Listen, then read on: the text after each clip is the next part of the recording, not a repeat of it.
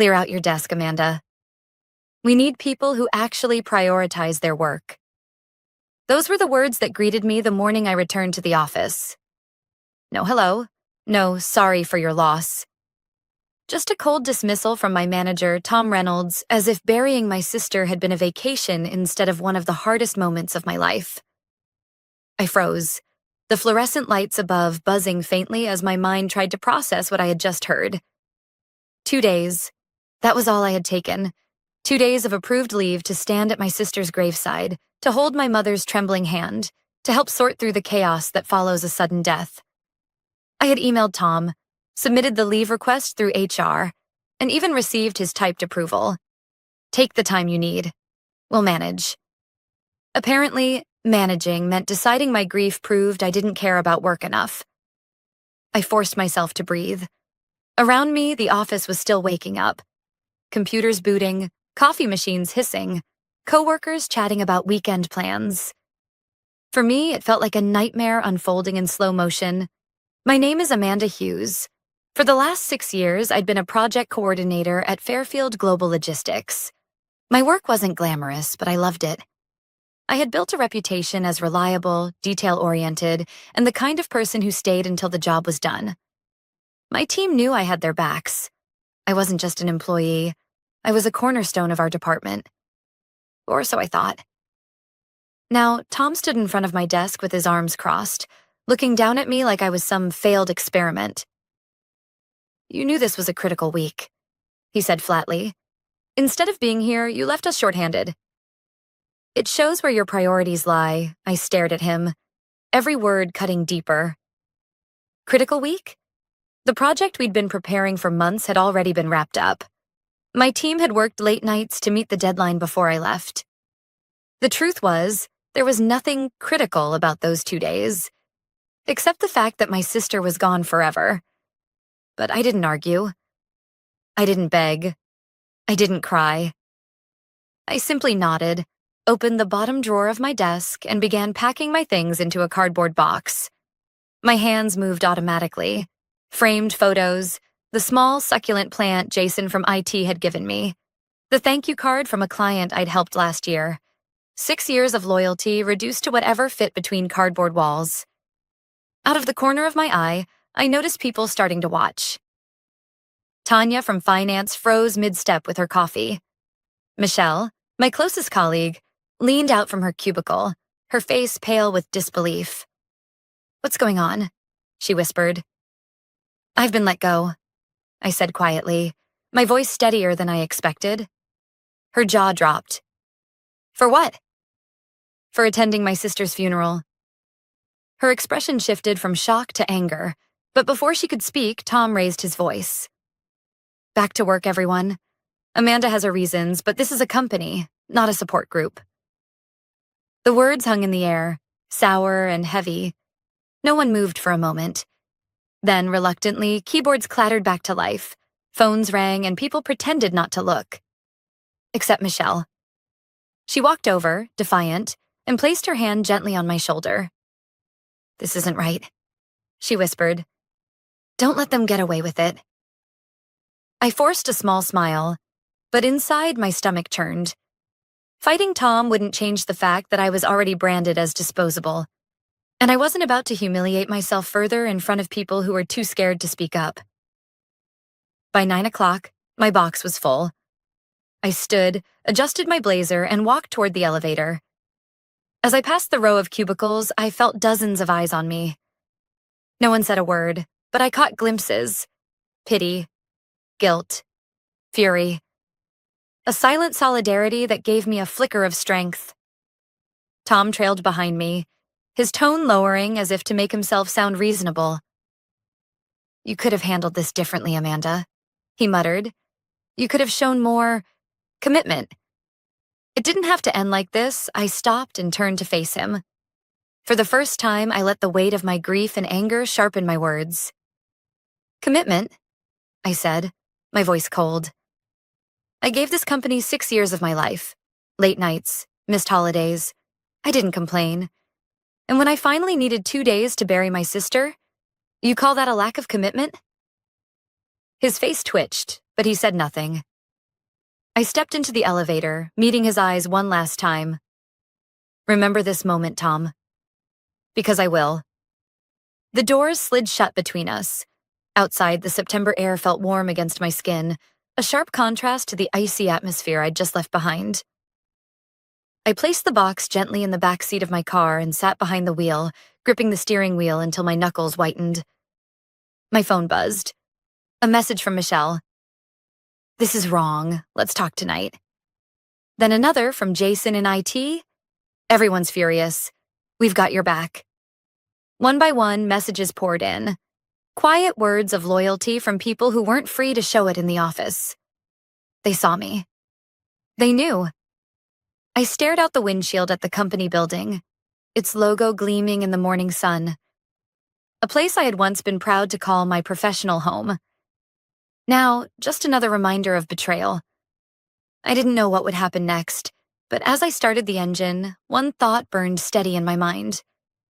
I wouldn't fight them directly, but I wouldn't forget. And very soon they'd realize what they had thrown away.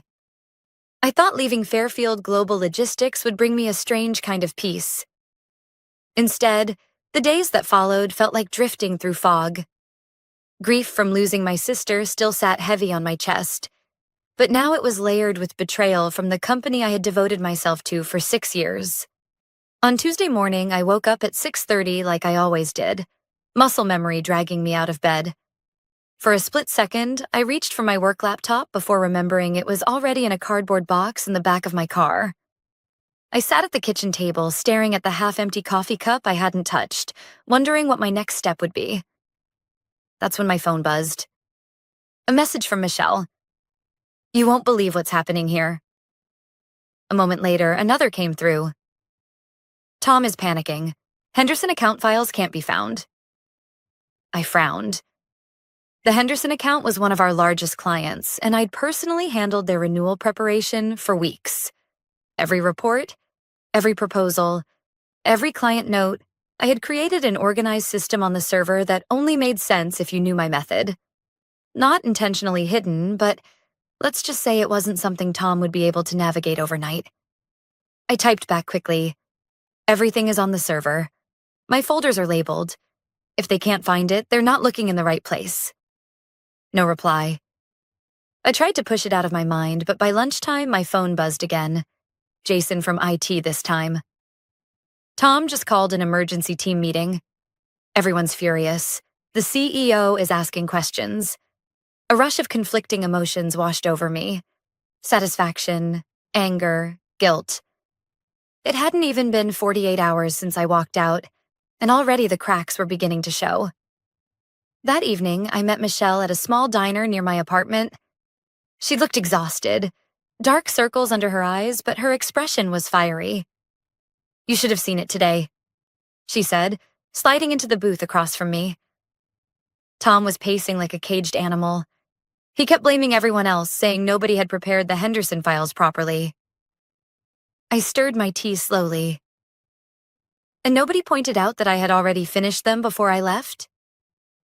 Oh, people pointed it out, Michelle said bitterly. But without you there, nobody knows how to present it the way the client expects. The system's a mess without you. Her words hit me harder than I expected. I wasn't looking for validation, but hearing that my absence left such a hole made me realize just how much value I had provided. Value Tom had dismissed as nothing. Michelle leaned forward, lowering her voice. The CEO was furious. He asked Tom why the project lead was suddenly unavailable, and Tom just muttered something about commitment issues. Everyone could see Hank didn't buy it. Hank? I repeated. Yeah, Hank Porter, the CEO. He looked like he wanted to strangle Tom right there in the conference room. She smirked faintly, then sighed. Amanda, people are talking. Everyone's asking questions about why you were really fired. I shook my head. I don't want to drag anyone into this. It's done. Michelle studied me carefully. Is it, though? Because it doesn't look like Fairfield is doing so well without you. Her words lingered with me long after she left. That night, I lay awake staring at the ceiling, my sister's face drifting into my thoughts. She had always told me, "Don't let people walk all over you, Amanda. Know your worth." On Wednesday morning, my phone rang just as I was pouring coffee. I didn't recognize the number at first. When I answered, the voice on the other end made me pause. "Amanda Hughes?" "Yes." "This is Paula Martinez, Regional Director at Fairfield Global Logistics." "I'd like to talk for a second." I thought I had misheard. Paula was Tom's boss, the kind of executive who rarely got involved unless something serious was happening. "I'm not sure what there is to talk about," I said cautiously. Her tone softened, but there was an urgency beneath it. "I understand you were terminated earlier this week. I want to hear your side of what happened." I hesitated. "Was this a trap?" "With all due respect, Paula, I don't work for Fairfield anymore. My side doesn't matter." "It matters," she said firmly. "The CEO has questions, and frankly, so do I." I ended the call without agreeing to meet. But my hands shook as I set down the phone. Why was the regional director suddenly interested? Why now? Just days after Tom had coldly told me I didn't prioritize work. By Thursday, the whispers had turned into noise. Michelle texted, "Clients are asking for you directly. Wilson account threatened to pull their renewal if you're not involved." Jason added, "Tom's losing it." Hank demanded answers in front of the entire senior staff. Then came the message that stopped me in my tracks. Word is, the CEO wants to call you directly. I stared at my phone, heart pounding. Just a week ago, I was disposable, a nobody. Now, the CEO of the entire company was demanding to hear from me. I didn't know what I would say when that call came. But one thing was certain. Fairfield Global Logistics had made a grave mistake. And the fallout was only just beginning. Friday morning started like any other that week.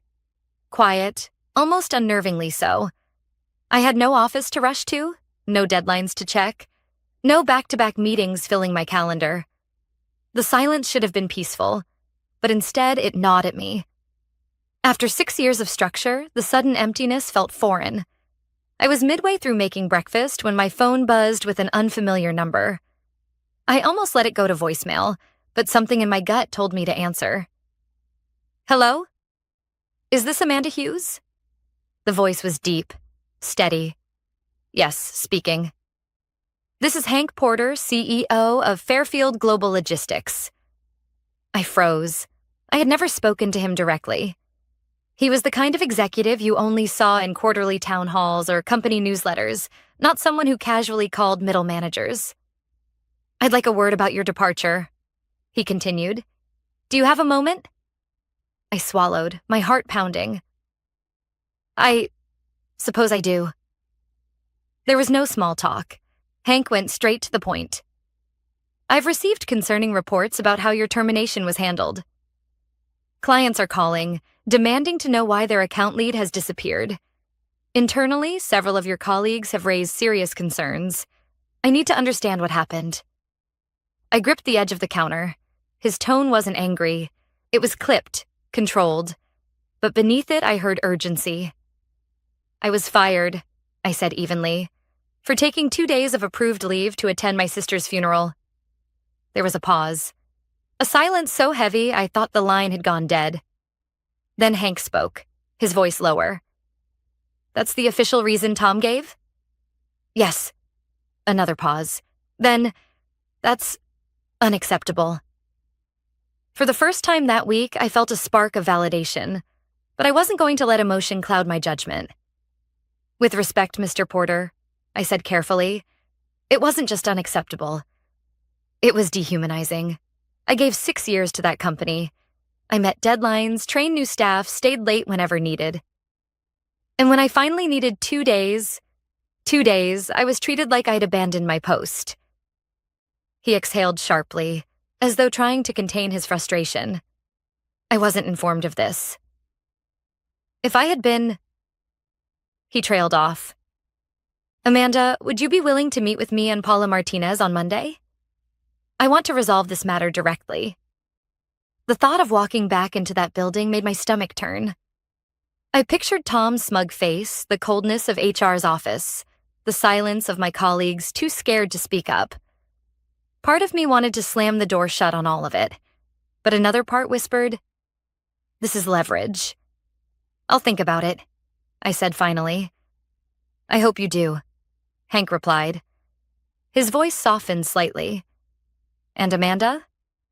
I'm very sorry for your loss. You deserved compassion, not punishment."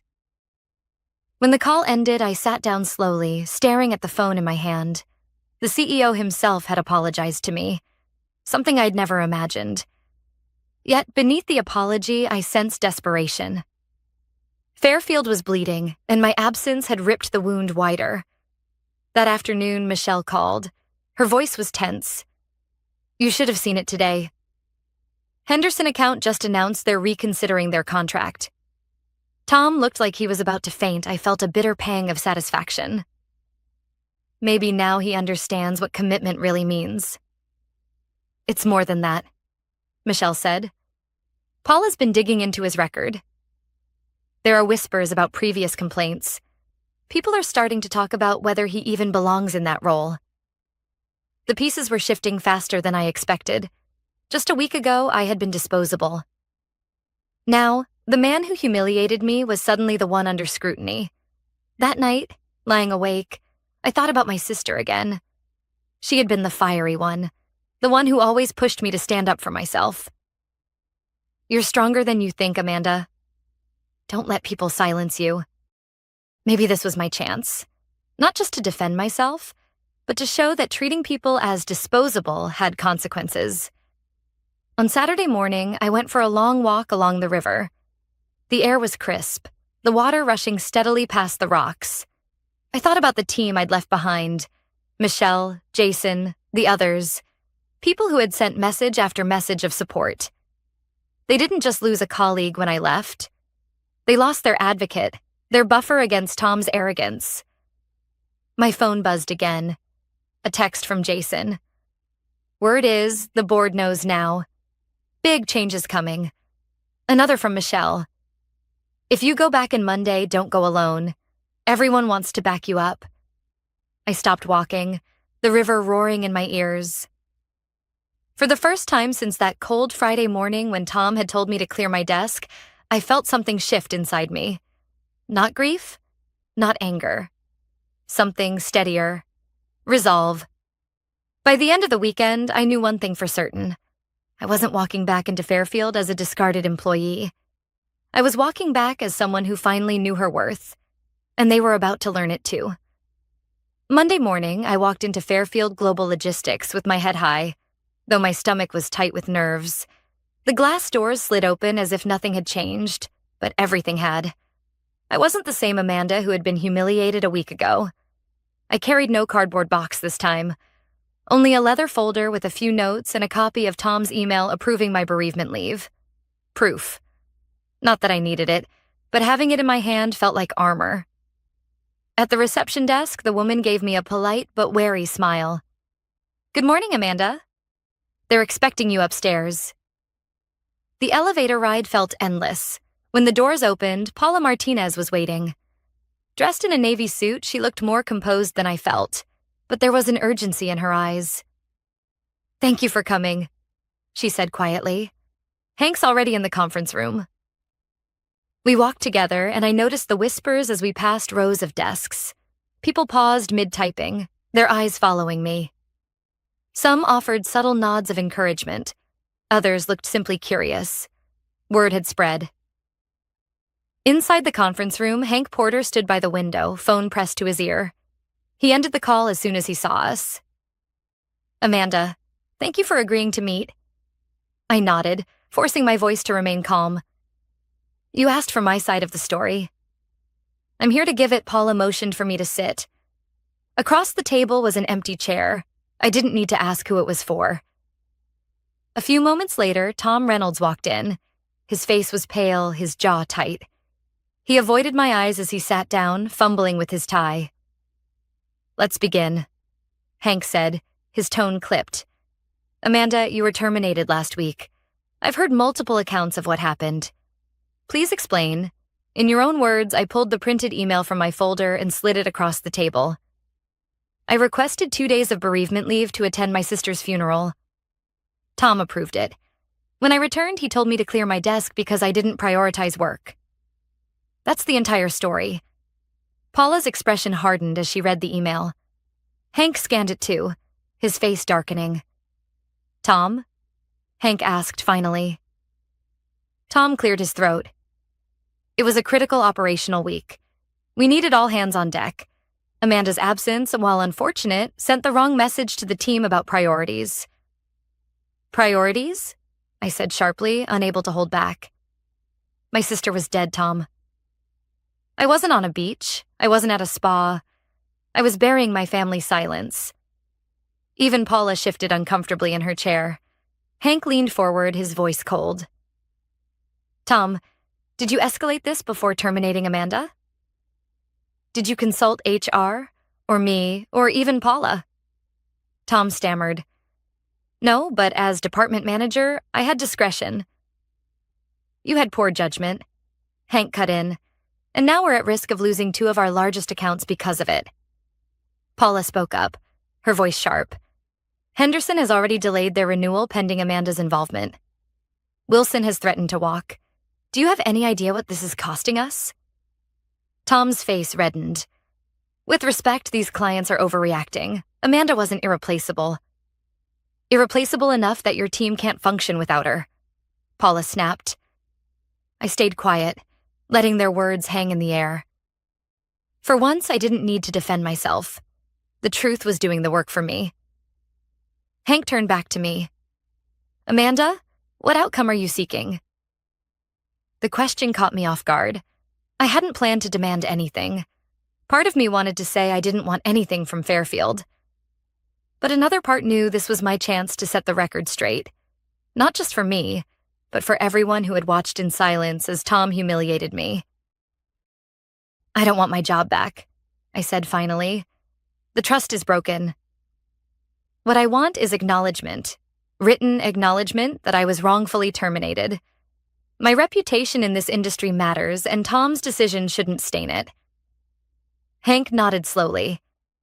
That's reasonable. Paula added, we can draft a formal letter today. Tom shifted uncomfortably. You can't just...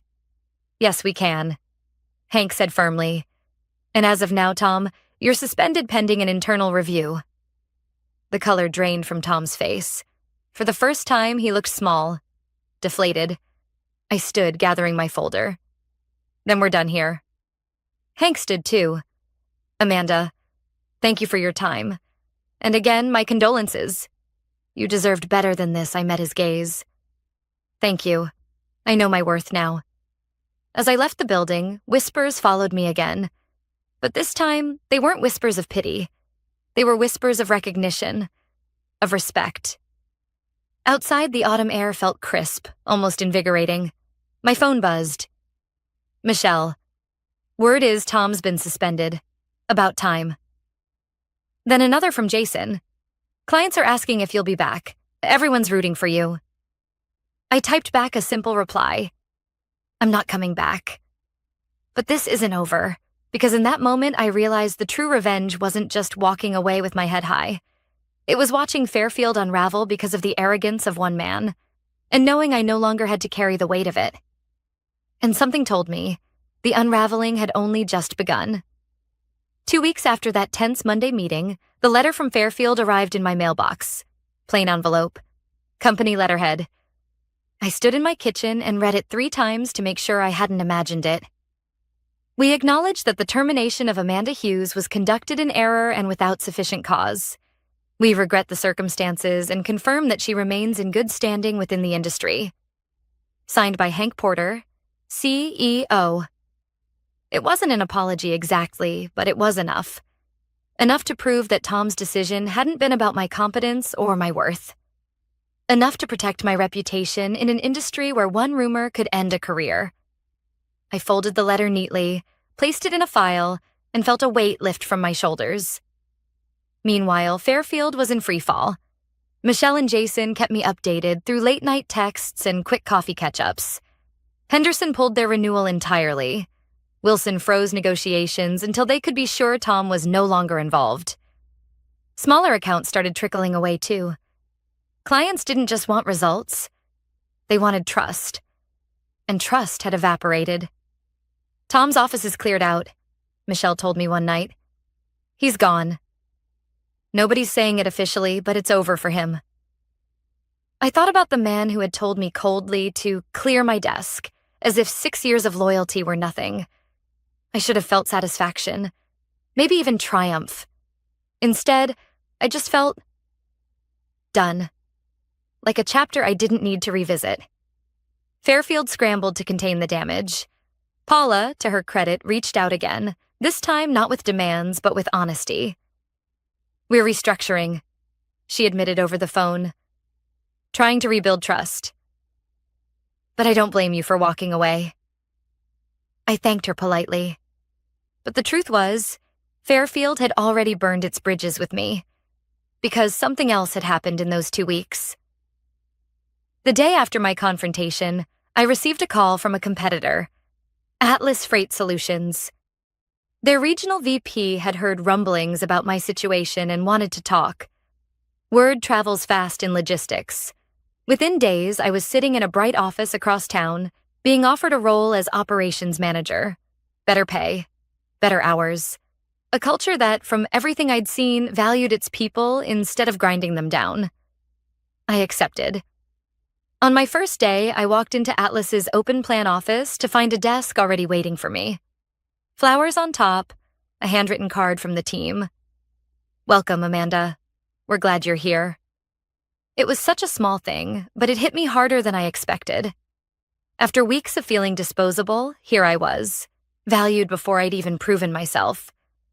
Michelle and Jason applied a few weeks later, then Veronica from client services.